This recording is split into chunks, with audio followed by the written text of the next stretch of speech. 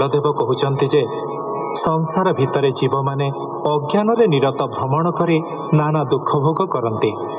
जी कहे जे से अनेक सुख भोग करुचे सी माया मुहरे पड़ी छटपट हुए। मूढ़ व्यक्ति दुख को सुख प्रायमणि नानाविध संभोगरे लिप्त रहे, से ही क्लेश पाए, प्राण कंठाग्रत, जीवन छटपट हुए। दारा धन पुत्र कन्या मध्य थाई व्यक्ति गोविंद को स्मरण करे नहीं, से केवल दुख पाए। मला परे केही सांगरे जाए नहीं। जमदूत माने धरी नहीं नाना दंड दियंते। मनीष बहुत क्लेश पाई क्षण क्षण के मूर्छा जाए। जीवर नाना दुख को भगवान कपिल सूचई देइचंते।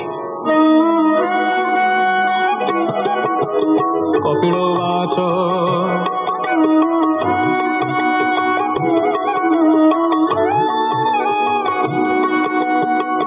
ए जीव रूप कलेबर कर्म करई निरंतर लोकरु अन्य लोक जाई संचित कर्म से भुंजई जहार पूर्वे तपनाही सुसंग से पाइब काहि भक्ति मिलन्ते मुक्ति भाव भव जलधि तटे नाव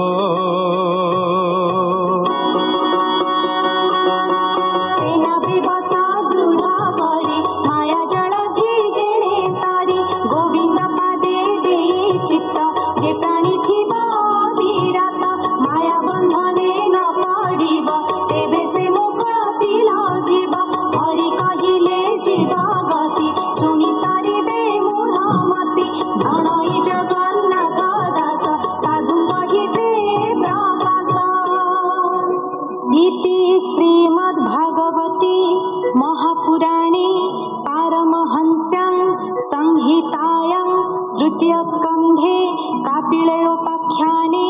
जीवगति नाम 31 कपिलवाच भूमात सुन सावधाने संशय तेजी शुद्ध माने प्राणी जातना गति जेते कहिली तुम्भर ग्रते कामीर कर्म गति जेते विधि निषेध बेनिमते जे प्राणी पंडित हुअन्ति से केबे धर्म न छाड़न्ति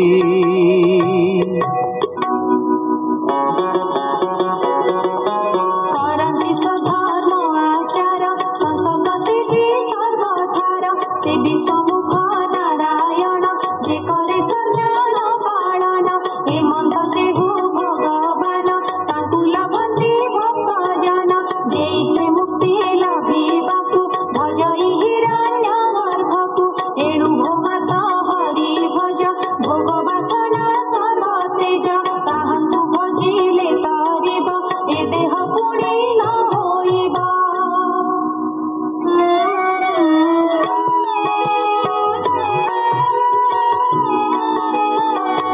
जैसने विष्ठा भोजी माने विष्ठा भक्षन्ति हत ज्ञाने हे मूढ़ लोके सेहि रूपे पड़ी जंत्रित भवकूपे भक्ति रे चित्त जेते बेले रहई कृष्णे सुनिश्चले तेबे से विषय छाड़ई